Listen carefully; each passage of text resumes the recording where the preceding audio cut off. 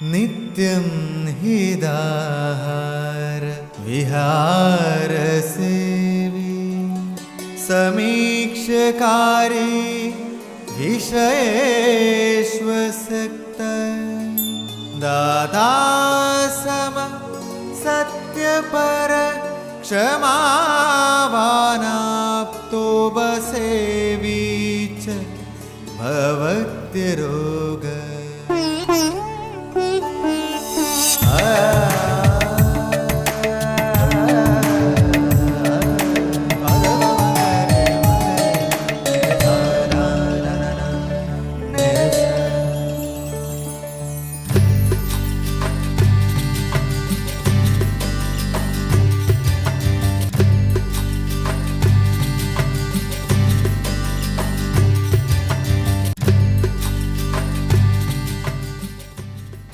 ശ്വാസോച്ഛ്വാസത്തിന് പലവിധത്തിലുണ്ടാകുന്ന വൈഷമ്യത്തെയാണ് ശ്വാസരോഗങ്ങളായി പറയപ്പെടുന്നത്.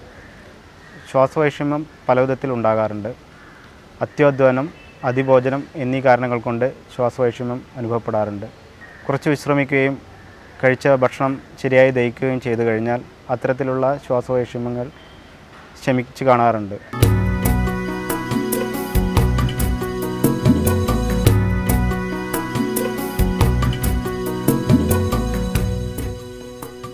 മഴക്കാലങ്ങളിൽ കൂടുതലായി കാണപ്പെടാറുള്ള ചുമ, ജലദോഷം, മൂക്കലിപ്പ് തുടങ്ങിയ അവസ്ഥകൾ ശ്വാസകോശത്തിലെ നീർക്കെട്ടിന് കാരണമാകുന്നതിനാൽ ഇത്തരം ശ്വാസരോഗങ്ങളും മഴക്കാലങ്ങളിൽ കൂടുതലായി കാണപ്പെടാറുണ്ട്.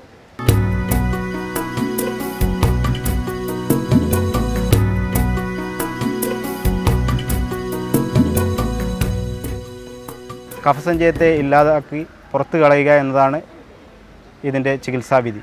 നാം സർവ്വസാധാരണമായി ചെയ്തു വരുന്ന ആവി പിടിക്കൽ അഥവാ സ്റ്റീം ഇൻഹലേഷൻ എന്ന പ്രക്രിയ വഴി കഫത്തെ ഇളക്കിക്കളയാവുന്നതാണ്.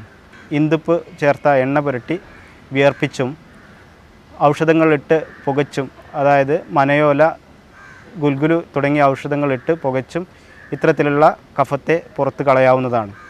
ഇങ്ങനെ ഇളക്കിയ കഫത്തെ വമനം, വിരേചനം, നസ്യം തുടങ്ങിയ ചികിത്സാവിധികൾ കൊണ്ട് പുറത്ത് കളയാവുന്നതാണ്. ശിരസ്സും ഉരസ്സും കഫസ്ഥാനമാകയാൽ വമനം, നസ്യം എന്നീ ക്രിയകൾക്ക് വളരെയധികം പ്രാധാന്യമുണ്ട്. നസ്യം എന്നത് നാസാമാർഗേയുള്ള ഔഷധപ്രയോഗത്തെയാണ്. അണുതൈലം, വെളുത്തുള്ളി നീര് എന്നിവ സർവ്വസാധാരണമായി ഈ നസ്യത്തിന് ഉപയോഗിച്ച് കാണാറുണ്ട്. ബ്രീത്തിങ് എക്സർസൈസ് അഥവാ ശ്വസന വ്യായാമങ്ങൾ ശ്വാസകോശത്തിൻ്റെ പ്രവർത്തനക്ഷമതയെ വർദ്ധിപ്പിക്കുകയും ശ്വാസനാളിയിലും ശ്വാസകോശത്തിലുമുള്ള സഞ്ചയിച്ചിരിക്കുന്ന കഫത്തെ പുറത്തു കളയുകയും ചെയ്യുന്നതിനാൽ ശ്വസന വ്യായാമങ്ങളും ശ്വാസരോഗങ്ങളിൽ വളരെയധികം പ്രയോജനം ചെയ്തു കാണുന്നു. ശീതജരാരി കഷായം അഥവാ തുളസി, കുരുമുളക് ഇട്ട് തിളപ്പിച്ച കഷായം പലവട്ടമായി സേവിക്കുക. അതുപോലെ തന്നെ രാസ്നാദി ചൂർണം ചൂടുവെള്ളത്തിൽ ചാലിച്ച് നെറ്റിയിൽ പറ്റിയിടുക.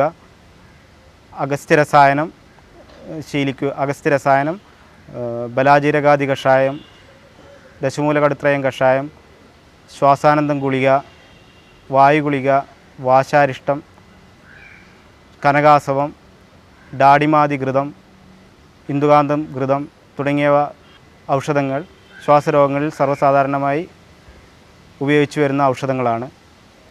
കൂടാതെ ശ്വാസരോഗികൾ ശീലിക്കേണ്ടതായിട്ടുള്ള മറ്റു കുറേ കാര്യങ്ങളുണ്ട്. ചില രോഗികൾക്ക് പൊടി, പുക ഇവ തട്ടുമ്പോൾ തന്നെ അലർജി ഉണ്ടാകുന്നു. ആയതിനാൽ അത്തരം രോഗികൾ യാത്ര ചെയ്യുമ്പോഴും അതുപോലെ തന്നെ ജോലി സ്ഥലങ്ങളിലും പൊടി, പുക ഇവ തട്ടാതിരിക്കാനുള്ള മുൻകരുതലുകൾ എടുക്കുന്നത് ഉത്തമമായിരിക്കും.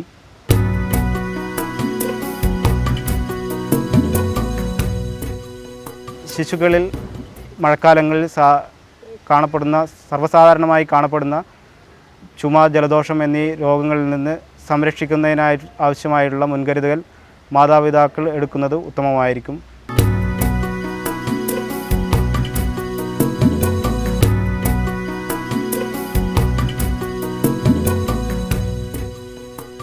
ഇന്ന് ശ്വാസരോഗങ്ങൾ വളരെയധികം വർദ്ധിച്ചു കാണപ്പെടുന്ന അവസ്ഥയുണ്ട്. ഇതിന് പ്രധാനമായും കാരണം മനുഷ്യൻ്റെ ജീവിതശൈലിയിലുണ്ടായ വ്യത്യാസമാണ്. അതിയായി ഭക്ഷണം കഴിക്കുക, ഇടയ്ക്കിടയ്ക്ക് ഭക്ഷണം കഴിക്കുക, തണുത്ത ആഹാരങ്ങൾ കൂടുതലായി കഴിക്കുക, അതുപോലെ തന്നെ എണ്ണയിൽ വറുത്ത ആഹാരങ്ങൾ കഴിക്കുക, മത്സ്യമാംസാദികൾ ധാരാളമായി ഉപയോഗിക്കുക എന്നീ കാരണങ്ങൾ കൊണ്ട് ശരീരത്തിലെ ദോഷങ്ങൾക്ക് ദുഷ്ടി സംഭവിക്കുകയും അത് ശ്വാസരോഗങ്ങളും മറ്റു പലവിധ ജീവിതശൈലി രോഗങ്ങളുമായി കാണപ്പെടാറുണ്ട്. ഇതിനായി ഡാഡിമാദിഘൃതം, ഇന്ദുകാന്തഘൃതം, വിതാര്യാദിഘൃതം എന്നീ ഘൃതങ്ങൾ ഉപയോഗിക്കാവുന്നതാണ്. ആദ്യ ദിവസം 15 ml നെയ്യ് സേവിച്ച് ഓരോ ദിവസവും 5 ml വീതം വർദ്ധിപ്പിച്ച് സേവിപ്പിക്കുന്ന രീതിയാണ് ഈ രീതിയിൽ സർവ്വസാധാരണമായി ചെയ്തു വരുന്നത്. ഔഷധങ്ങൾ യുക്തമായ രീതിയിൽ ഉപയോഗിക്കുകയാണെങ്കിലും അതുപോലെ തന്നെ ജീവിതശൈലിയിൽ മാറ്റം വരുത്തുകയാണെങ്കിൽ ഇത്തരം ശ്വാസരോഗങ്ങളിൽ നിന്ന് പൂർണ്ണമായും മുക്തി നേടാവുന്നതാണ്.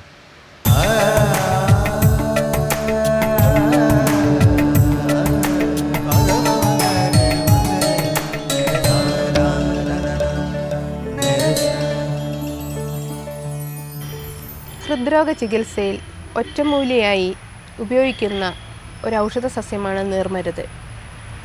ഹൃദയപേശികളുടെ സങ്കോച വികാസങ്ങളെ വർദ്ധിപ്പിച്ച് ഹൃദയത്തിന് ഉത്തേജകം നൽകുന്ന ഒരു ഔഷധമായിട്ടാണ് നീർമരുതിനെ കണക്കാക്കപ്പെടുന്നത്.